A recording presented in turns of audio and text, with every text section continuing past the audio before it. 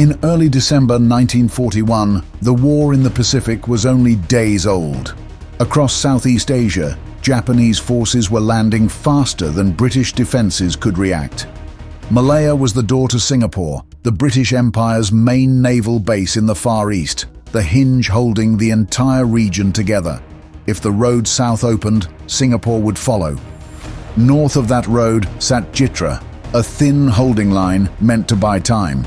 But the Japanese were already coming down from Thailand, and they were moving faster than the defense could adjust.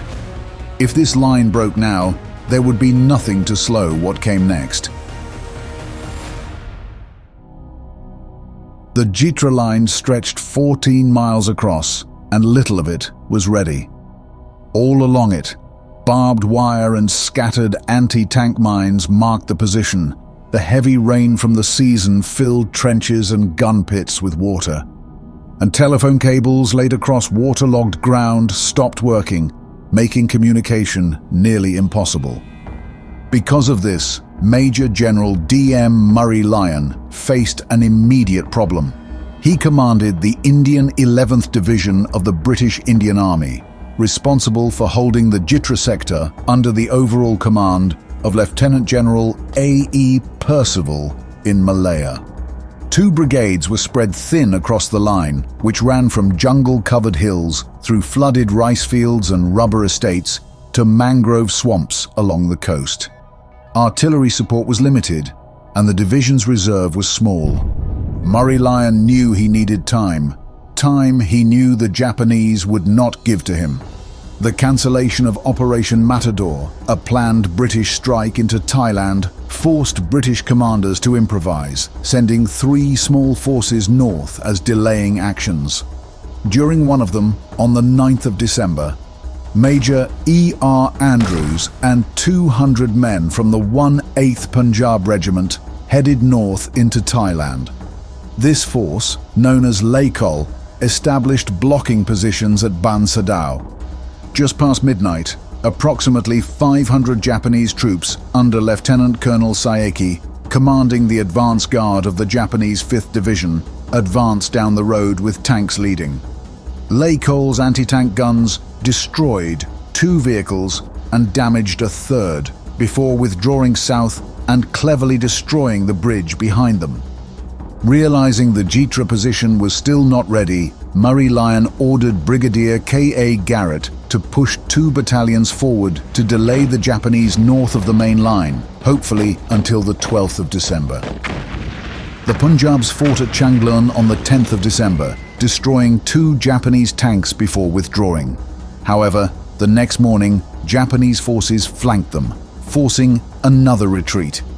By early afternoon on the 11th, heavy rain reduced visibility, and Japanese tanks emerged from the rain and drove into the battalion. Only 270 men made it back. From there, the Japanese continued south to Lieutenant Colonel Jack Fulton's 550 Gurkhas, who were holding a stream crossing.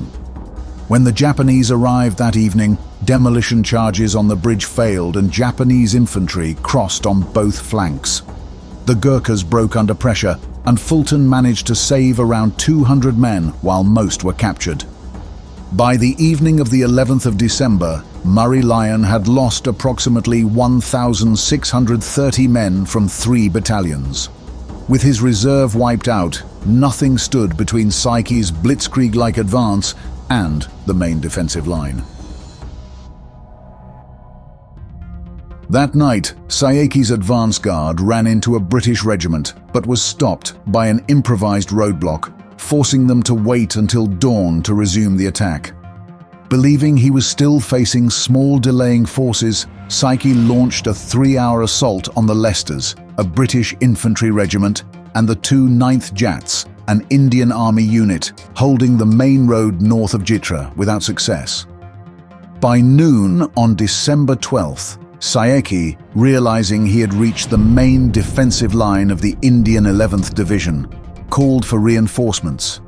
Major General Kawamura, commanding the Japanese 9th Brigade, brought up 2 full regiments and prepared to resume the attack that night. Murray Lyon had positioned his remaining forces east and west of Jitra in a 4-battalion front. Brigadier Carpendale, who had taken command of the 15th Brigade after Garrett was wounded during the northern fighting, covered the main road with the Leicesters and Jats, while Gurkha battalions held positions behind the front line and protected the retreat route south. The 6th Brigade held the western sector. However, he knew that with his reserve gone, if the Japanese broke through anywhere, he had nothing left to stop them. Before Kawamura's planned night assault could begin, Saeki's men attacked impulsively that afternoon, driving into the Jats and creating a wedge between the 2 regiments holding the main road. One company found itself practically cut off by the breakthrough, surrounded on 3 sides with Japanese forces pushing deeper and deeper into British positions.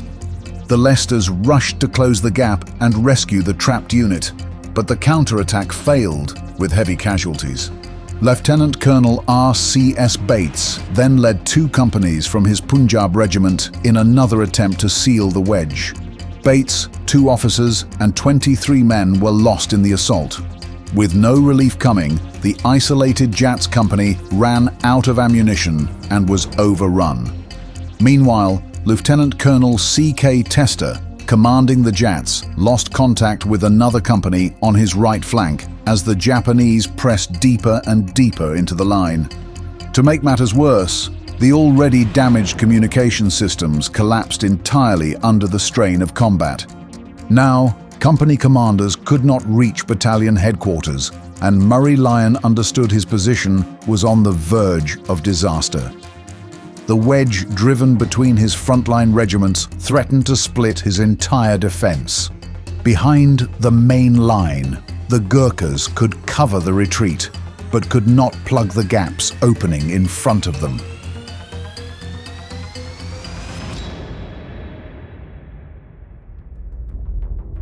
With survivors from the destroyed battalions streaming through his lines and the Japanese breaking through his center, Murray Lyon requested permission to withdraw.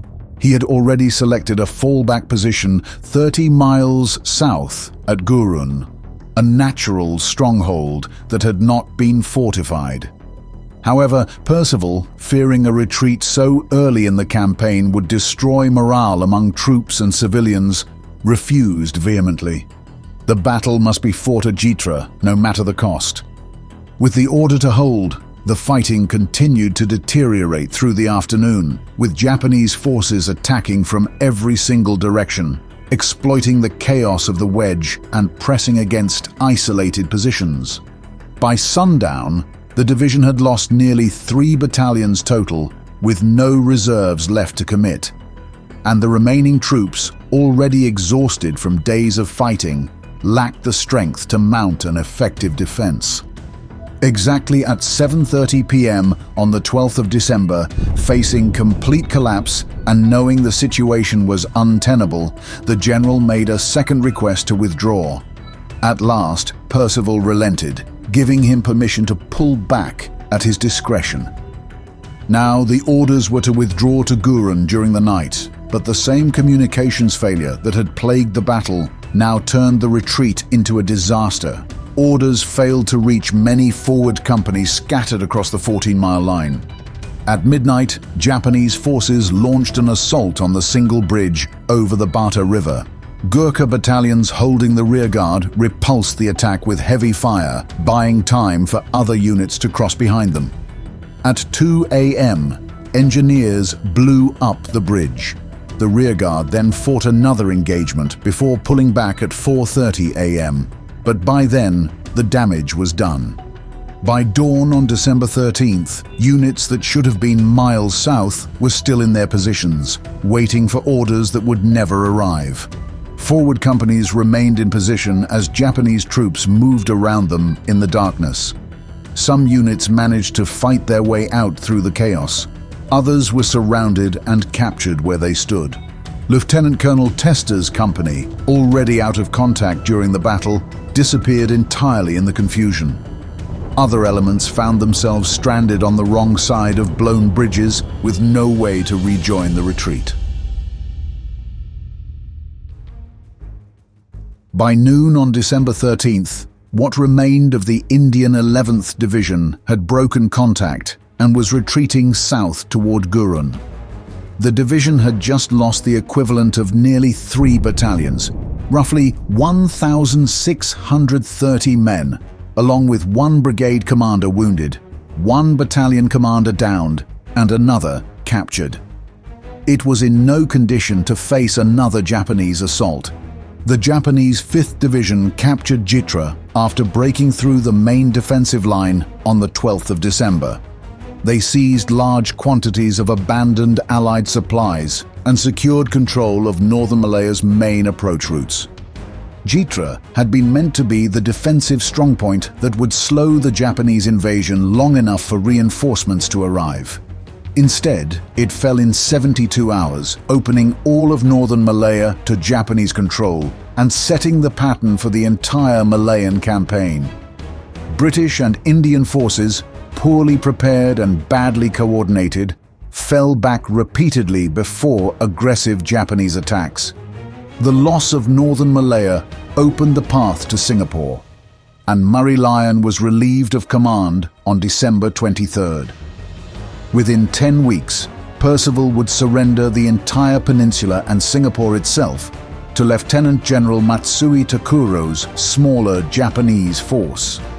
The 270 survivors of the Punjabs, the 200 men Fulton saved from the Gurkhas, and thousands of other British and Indian soldiers who retreated from Jitra would spend the rest of the war in Japanese prison camps.